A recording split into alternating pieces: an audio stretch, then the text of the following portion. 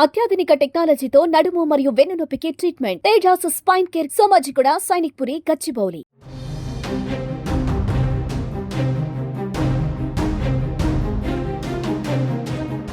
అమరావతి రాజధాని అమరావతి మహిళలని అవహేళన చేస్తూ ఒక టీవీ డిబేట్లో 2 రోజుల క్రితం నిర్వహించినటువంటి చర్చలో ఒక గెస్ట్ జర్నలిస్ట్గా ఉన్నటువంటి ఒక గెస్ట్ అదేవిధంగా ఆ డిబేట్ని నిర్వహించినటువంటి హోస్ట్ వీరిద్దరిపైన తీవ్ర ఆగ్రహం వ్యక్తమైంది.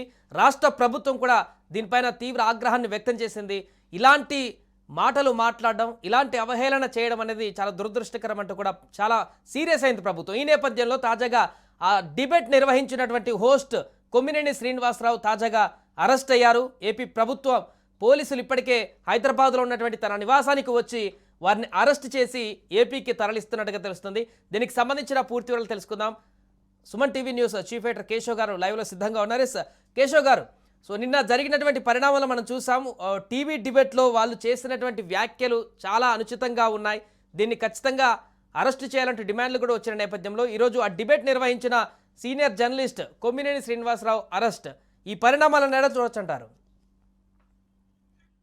ఒకటి ఇందులో ఏంటంటే నోరు జారితే మనం అంటాం కదా, నోటి అదుపులో ఉన్నంతసేపు మనం దానికి నోటి నుంచి బయటికి రాని మాటకి మనం యజమాని, బయటకు వచ్చిన మాటకి అదే యజమాని అవుతుంది. అయితే ఈ ఉదంతం తొందరపడి మాట్లాడారా, నోరు జారారా, ఉద్దేశపూరితంగా ఈ వ్యాఖ్యలు చేశారా అనేది వాళ్ళకే తెలియాలి. ఇప్పుడు విచారణలో కూడా వివరాలు బయటకు వస్తాయి. సో దీని ఒక సీరియస్ ఇష్యూగా తీసుకోవాల్సిన పరిస్థితి ఏర్పడింది. అమరావతిలో మహిళల మనోభావాలు కించపరిచారని చెప్పని కేసులు ఆంధ్రప్రదేశ్ వ్యాప్తంగా నిన్న ఒక్కరోజే 52 కేసులు ఫైల్ అయ్యాయి. 52 కేసులు ఫైల్ అయిన తర్వాత చర్య తీసుకోకుండా ఉండడానికి ఆస్కారం ఉండదు. పైగా వివరణ ఇచ్చేటువంటి విషయంలో కూడా ఇద్దరు, ఇప్పుడు కేసులో A1 కృష్ణరాజు, ఆయన ఒక సీనియర్ జర్నలిస్ట్, అలానే A2 కొమ్మినేని శ్రీనివాసరావు, A3 వచ్చేసి సాక్షి యాజమాన్యాన్ని పెట్టారు. సో ఈ ఖచ్చితంగా అరెస్టులు ఉంటాయనేది ఎక్స్పెక్ట్ చేశారు. కాకపోతే ఏంటంటే ఇమీడియట్ గా ఈ రోజు సోమవారం వెంటనే అరెస్ట్ చేస్తారని ఊహించడం. మామూలు సిస్టమ్ ప్రకారం అయితే శుక్రవారం వరకు వెయిట్ చేసి ఏమైనా అరెస్ట్ చేస్తారేమో అని అనుకునేటువంటి అవకాశాలు ఉన్నాయి. ఎందుకంటే దాదాపు 72 గంటలుగా ఈ అంశం పైన చర్చ జరుగుతుంది. ఆంధ్రప్రదేశ్ లో ముఖ్యంగా అమరావతి ప్రాంతంలో ఆందోళనలు జరుగుతున్నాయి. చాలా చోట్ల అధికార కూటమికి సంబంధించినటువంటి నాయకులు, మహిళా నేతలు ముఖ్యంగా కంప్లైంట్లు ఇచ్చారు. ఏపీ ఉమెన్ కమిషన్ కి ఫిర్యాదు చేశారు, మీడియా అకాడమీకి ఫిర్యాదులు చేశారు. సో ఇదంతా జరుగుతుంది కాబట్టి బహుశా కేసు సెట్ చేసి మొత్తం ఎవిడెన్సెస్ అన్ని కలెక్ట్ చేసి యాక్షన్ తీసుకునే సరే కొంత సమయం పట్టొచ్చేమో అనుకున్నారు. బట్ ఇన్స్టెంట్ గా కొమ్మినేని శ్రీనివాసరావు అయితే అదుపులోకి తీసుకున్నారు. ఆయన పైన పెట్టినటువంటి కేసులు కూడా ఐటీ సెక్షన్ ఒకటి, SC/ST అట్రాసిటీకి సంబంధించినటువంటి నాన్ బెయిలబుల్ కేసులు ఉన్నట్టుగా తెలుస్తుంది ప్రాథమికంగా ఉన్నటువంటి సమాచారం ప్రకారం. జనరల్ గా ఇలాంటి ఇష్యూస్ ని తీసుకునేటప్పుడు వ్యాఖ్యలైనా కానీ, ఎదుటి వాళ్ళని తోలనాడేటువంటి అంశాలైనా కానీ, అలానే మాట్లాడేటువంటి క్రమంలో ఆయన కృష్ణరాజు మాట్లాడేటువంటి క్రమంలో మతాల ప్రస్తావన తెచ్చారు, కులాల ప్రస్తావన తెచ్చారు. సో వీటన్నిటిపైన ఒక ఫోకస్ అయితే చాలా క్లియర్ గా ఉంది. దాన్ని బట్టి సెక్షన్స్ కూడా సెలెక్ట్ చేసి ఉంటారని చెప్పి అనుకుంటాం. మిగతా విషయాలు వచ్చిన తర్వాత మనకు తెలుస్తుంది. ఇప్పుడు ఫార్మాలిటీస్ ప్రకారం ఆయన వేరే రాష్ట్రంలో ఉన్నాడు కొమ్మినేని శ్రీనివాసరావు, తెలంగాణ రాష్ట్రంలో ఉన్నాడు కాబట్టి లోకల్ పోలీస్ కి ఇన్ఫర్మేషన్ ఇచ్చారు. ఆయన అదుపులోకి తీసుకున్నట్టుగా జూబ్లీ హిల్స్ PS లో ఎన్రోల్ చేస్తారు. అక్కడ ఆయన అదుపులోకి తీసుకుని పోలీసులు, ఆంధ్రప్రదేశ్ పోలీసులు ఫస్ట్ కేసు తుళ్ళూరులో నమోదైంది కాబట్టి తుళ్ళూరు నుంచి ఈ కేసు మొదట ఆపరేట్ అవుతుంది. సో బేసిక్ తుళ్ళూరు కేసు కాబట్టి విజయవాడ తరలిస్తారు. అక్కడ ఫర్దర్ గా ప్రాసెస్ అంతా కూడా చూస్తారు. దాని తర్వాత ఇంకా ఉంటాయి. ఎందుకంటే ఇది సినిమా ఇప్పుడు ట్రైలర్ అనమాట. ఇది అంటే సినిమా ఇంకా ముందు ప్రస్తుతానికి ఉంటుంది. పోసాని కృష్ణమురళి అరెస్ట్ చేసినటువంటి సందర్భాన్ని మనం చూస్తున్నాం. మెయిన్ గా ప్రధాన నిందితులు ఎవరైతే ఉన్నారో కృష్ణరాజుని, ఆయన అరెస్ట్ కి సంబంధించిన వార్త అయితే ఇంకా కనిపించట్లేదు. అంటే మేబీ పరారీలో ఉన్నట్ట, లేకుంటే ఆయన ఇంకొంచెం టైం తీసుకొని అరెస్ట్ చేసే అవకాశం ఉందా? పరారీలో ఉన్నాడు ఆయన. ఆయనకు సంబంధించి ఇన్ఫర్మేషన్ లేదు. ఆయన ఇంటి దగ్గర కూడా లేరనేది ఒక సమాచారం. ఆయన ఎక్కడ జూమ్ లో కనెక్ట్ అయ్యి మాట్లాడాడు. సో ఆయన వేరే బోట్స్ ని ఫైండ్ అవుట్ చేసేటువంటి పనిలో పోలీస్ యంత్రాంగం ఉంది. ఆల్రెడీ దీనికి సంబంధించి ఉమెన్ కమిషన్ కూడా చాలా ఫిర్యాదులు వచ్చినాయి. అక్కడ AP women commission chairperson Rayapati Sailaja కూడా ఒక ప్రెస్ మీట్ పెట్టారు. ఆమె కూడా ఒక క్లారిటీ ఇచ్చేటువంటి ప్రయత్నం చేశారు. అందరూ ఎవరెవరి మీద అయితే ఫిర్యాదులు వచ్చినాయో దాన్ని కాంక్రీట్ ఎవిడెన్సెస్ కలెక్షన్ లో ఉన్నారు. ఏ సెక్షన్స్ వస్తాయి, అలానే అరెస్ట్ చేస్తే కూడా ఆషామాషిగా ఉండకూడదు, ఒక భయం ఉండాలి. ఇప్పుడు భాష విషయంలో గానీ, సామాజిక బాధ్యత విషయంలో గానీ పదే పదే కూటమి ప్రభుత్వం ఏం చెప్తుందంటే ఆడవాళ్ళ విషయంలో ఒళ్ళు దగ్గర పెట్టుకొని మాట్లాడమని చెప్తుంది. సోషల్ మీడియా ఉంది కదా అని చెప్పని ఎలా పడితే అలా రాస్తే ఊరుకో అని చెప్పని వాళ్ళ సొంత పార్టీకి చెందినటువంటి కార్యకర్తనే ఆ మధ్య కిరణ్ అని చెప్పని అతన్ని అరెస్ట్ చేశారు. తెలుగుదేశం పార్టీ కార్యకర్తలు కూడా దాని మీద నిరసన తెలియజేశారు. అయినా గాని భారతి రెడ్డి గారిని అతను తోలనాడాడు అనేటువంటి విషయంలో అరెస్ట్ చేశారు. ఇక్కడ శాటిలైట్ మీడియాకి మోర్ రెస్పాన్సిబిలిటీ. ఎందుకంటే పదే పదే మనం ఏం చెప్తున్నాం, సోషల్ మీడియా విచ్చలవిడితనం వల్లనే మీడియా విలువలు పోతున్నాయి, నైతికత పోతుంది, జర్నలిజం వాల్యూస్ తగ్గిపోతున్నాయి అని మాట్లాడుతుంది. ఇప్పుడు శాటిలైట్ మీడియాలో ఉండి ఇలాంటి అవాకులు చవాకులు ఆధారం లేని వ్యాఖ్యలు పనికిమాలిన ప్రసంగాలు చేస్తే ఇంకొద్దిగా ఎక్కువగా తడి తగలాలి. నా ఉద్దేశం కూడా అదే. అందుకనే కొమ్మినేని శ్రీనివాసరావు గారి అరెస్టు తర్వాత ఈయన అరెస్టు కూడా ఖచ్చితంగా జరుగుతది. 1, 2 రోజులు తప్పించుకోగలుగుతారేమో ఎక్కడున్నారని ఏంటనేది.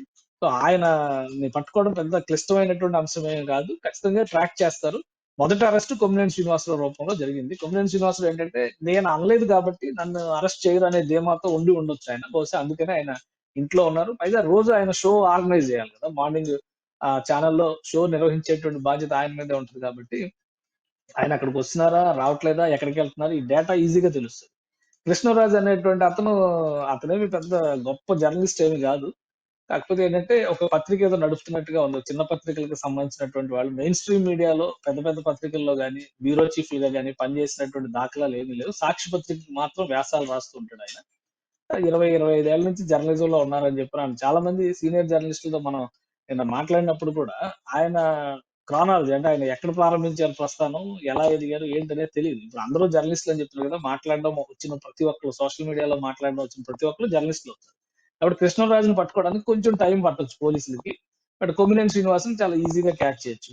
ప్రొసీజర్ ప్రకారం ఇప్పుడు అదుపులోకి తీసుకున్నారు. నెక్స్ట్ తుళ్ళూరులో ఆ కేసు విచారణ నిమిత్తం తీసుకెళ్ళిన తర్వాత 24 అవర్స్‌లో కోర్ట్ ముందర ప్రొడ్యూస్ చేస్తారు. ఆయన రిమాండ్ ఇస్తారా ఏంటనేది అక్కడ చూడాలి. ఎందుకంటే ఆల్రెడీ ఇష్యూ ఈ 2 రోజుల నుంచి దుమారం రేపుతుంది కాబట్టి వాళ్ళ ప్రిపరేషన్‌లో వాళ్ళు కూడా ఉంటారు. సో ఏం జరుగుద్దనేది చూడాలి. అంటే కేశవ్ గారు ఫైనల్‌గా ఒకటి అంటే ఈ యొక్క అరెస్ట్ ఎక్కడైనా చర్చలో భాగంగా, డిబేట్స్‌లో భాగంగా ఏ న్యూస్ ఛానల్ అయినా గానీ, ఏ వేదిక అయినా గానీ, ఇష్టానురీతంగా మాట్లాడితే ఇక సహించలేదనేటువంటి మెసేజ్ క్లియర్‌గా పంపించినట్టు అనుకోవచ్చా ప్రభుత్వం?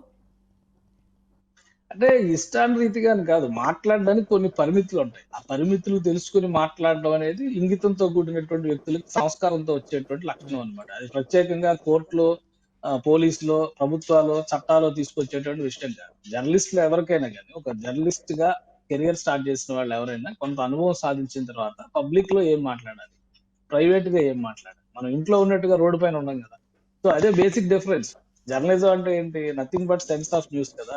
మీ విచక్షణ ఒక వార్తలో ఒక జరిగిన సంఘటనలో ఉన్నటువంటి విచక్షణే సెన్స్ ఆఫ్ న్యూస్ అని చెప్పండి. అక్కడ టైమ్స్ ఆఫ్ ఇండియా రిపోర్ట్ ని కోట్ చేశారు. మనం కూడా కొన్ని వీడియోలు చేస్తుంటాం. మొత్తం హ్మ్. తీస్తే టైమ్స్ ఆఫ్ ఇండియా రిపోర్ట్ లో ఎక్కడ అమరావతి పేరు కూడా ప్రస్తావించరు. ఈయన అమరావతికి ఆపాదించారు. ఇక్కడ సమస్య అదే. అమరావతికి అసలు ఆ హెడ్డింగ్ లోనే కర్ణాటక, ఆంధ్రప్రదేశ్ టాప్స్ అని చెప్పాను. ఎఫ్ఎస్‌డబ్ల్యూ దీనిలో అంటే ఏంటి ఫీమేల్ సెక్స్ వర్కర్స్ రేషియోలో కర్ణాటక తర్వాత ఆంధ్రప్రదేశ్.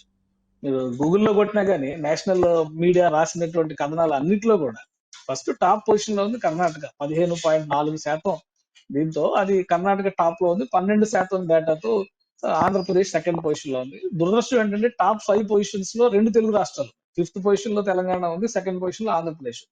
ఎక్కడ ప్రాంతాల గురించి లేదా ఒక ఊరి గురించి లేదా రాజధాని అమరావతి ప్రాంతంలో పెరిగిపోతుందని గాని ఎక్కడ రాసిన దాఖలాలు లేవు. ఆయన చాలా అపర మేధావిలాగా ఆయన టైమ్స్ ఆఫ్ ఇండియాలో ఉన్నదాన్ని కోట్ చేస్తే కూడా మమ్మల్ని తప్పుపడుతున్నారని కొమ్మినేని శ్రీనివాసరావు గారు ఆవేదన వ్యక్తం చేశారు. ఆయన అంత పెద్ద జర్నలిస్ట్. నాకు తెలిసే 30, 40 ఏళ్ల అనుభవం ఉంది ఆయనకి. గతంలో కూడా చూసాము. అట్లాంటి వ్యక్తి ఆయన కూడా దానికి వంత పాడుతూ మనం అలా అనకూడదు అంటే మళ్ళీ రేపు మనల్ని ట్రోలింగ్ చేస్తారు. అన్నది తప్పు అనలేదు ఆయన.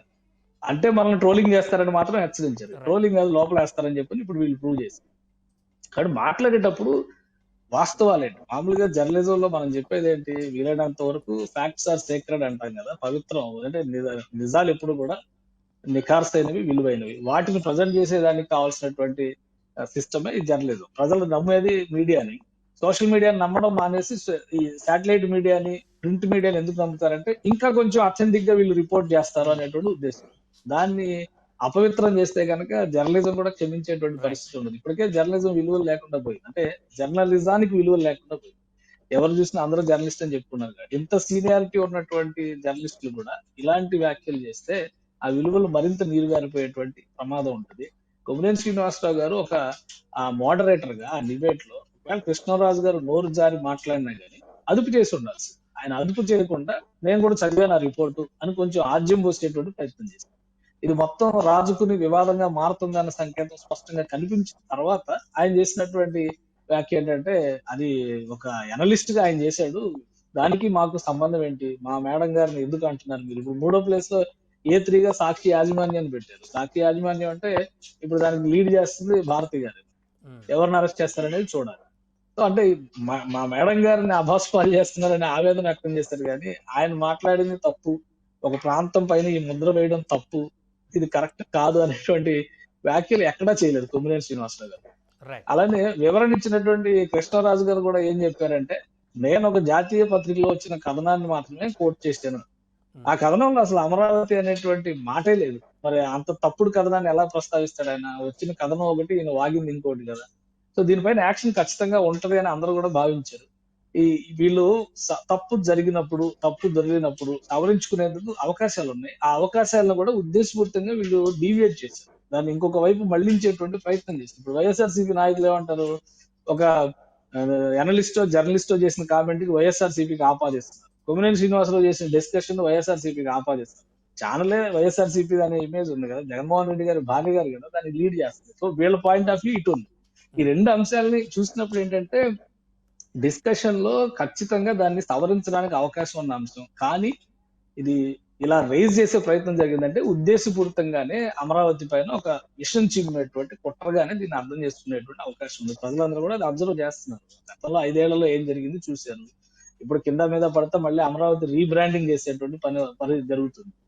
నిన్నగాక మొన్న గూగుల్ లాంటి సంస్థ వెళ్ళి 143 ఎకరాలు ఇస్తే అక్కడ యూట్యూబ్ అకాడమీని, తర్వాత ఏఐ ట్రైనింగ్ సెంటర్ ని, యూత్ రిలేటెడ్ స్కిల్ కోర్సెస్ ని ఇంప్లిమెంట్ చేయడానికి గూగుల్ లాంటి సంస్థ వస్తుంది. విశాఖలో ఒక డేటా సెంటర్ పెడుతుంది గూగుల్. అమరావతిలో మళ్ళీ ఈ స్కిల్ సెంటర్ పెట్టడానికి ప్రణాళిక ఉంది. అంటే అంత ప్రతిష్టాత్మకమైన సంస్థలు వస్తున్న చోటకి అమరావతి వేశ్యలకి వాటికగా మారుతుంది, వేశ్యల రాజధానిగా మారుతుంది అంటే దాని బ్రాండ్ ఇమేజ్ ని పెంచుతున్నారా తగ్గిస్తున్నారు? చంద్రబాబు నాయుడు గారు కూడా డైరెక్ట్ గా రియాక్ట్ అవ్వలేదు కానీ ఆయన ట్వీట్ చేశారు. బహుశా ఆయన కూడా సోషల్ మీడియా ప్లాట్ఫామ్స్ మీదే దురదృష్టకరం ఇలాంటి వ్యాఖ్యలు చేయడం అని చెప్పి ఆయన. పవన్ కళ్యాణ్ గారు ట్వీట్ చేశారు. ఇలాంటి అమరావతి చరిత్ర 2000 సంవత్సరాల చరిత్ర. ఇంకా చెప్పాలంటే ఇప్పుడు మన తెలుగు నేల ఢిల్లీ చరిత్ర కూడా పనికిరాదు అమరావతి చరిత్ర. కాబట్టి అది చెప్పేటువంటి విధానంలో లోపమా, లేదా అర్థం చేసుకునేటువంటి ప్రయత్నంలో లోపమా, ఈ తప్పుడు ప్రచారం చేస్తున్నటువంటి వాళ్ళు విర్రవీగుతున్నటువంటి దాని వల్ల ప్రజలు ఎక్కువగా మాయలో పడుతున్నారా అనేది చూడాలి. అలాంటి అమరావతికి ఒక ముద్ర వేసి దాని బ్రాండ్ ఇమేజ్ ని దెబ్బతీసేటువంటి చర్యలు తీసుకుంటే కనుక ఖచ్చితంగా ప్రభుత్వం చర్యలు తీసుకుంటుంది. దానికి తగ్గట్టుగానే ఈ అరెస్టులు కూడా జరిగినట్టుగా కనిపిస్తుంది. బహుశా ఇవాళ సాయంత్రానికో రేపటికో కృష్ణరాజును కూడా పట్టుకుంటారని అనుకుంటున్నాను. రైట్ కేశవ్ గారు. సో మొత్తానికి అది ప్రస్తుతం అమరావతి రాజధాని అక్కడ ఉన్నటువంటి మహిళల పైన చేసినటువంటి ఈ వ్యాఖ్యల పైన అక్కడ ప్రభుత్వం కూడా చాలా సీరియస్గా తీసుకున్నట్టు కనపడుతుంది. దీనిలో భాగంగా ఇప్పటికే వివిధ పోలీస్ స్టేషన్లో నమోదైనటువంటి కేసులను దృష్టిలో ఉంచుకొని తాజాగా ఆంధ్రప్రదేశ్ పోలీసులు హైదరాబాద్లో ఉన్నటువంటి సీనియర్ జర్నలిస్ట్ ఏదైతే ఆ డిబేట్ నిర్వహించినటువంటి సందర్భంలో హోస్ట్గా ఉన్నటువంటి కొమ్మినేని శ్రీనివాసరావును అరెస్టు చేసి తుళ్లూరు పోలీస్ స్టేషన్కి తరలిస్తున్నారు. అదేవిధంగా A1గా ఉన్నటువంటి కృష్ణంరాజు ఎవరైతే ఈ డిబేట్లో ప్రధానంగా ఆ వ్యాఖ్యలు చేశారో రాజధాని పట్ల, అదేవిధంగా రాజధానిలో ఉన్నటువంటి మహిళల పట్ల తీవ్రమైనటువంటి పదజాలను ఉపయోగించి కించపరిచేటువంటి విధంగా వ్యాఖ్యలు చేశారో అతన్ని అరెస్ట్ చేసేటువంటి దిశగా కూడా పోలీసు యంత్రంగా కదులుతున్నట్టు తెలుస్తుంది. ఏదేమైనా కూడా ఈ అరెస్టు తోటి మరొకసారి ఈ అంశం ఇప్పుడు ట్రెండింగ్గా మారింది.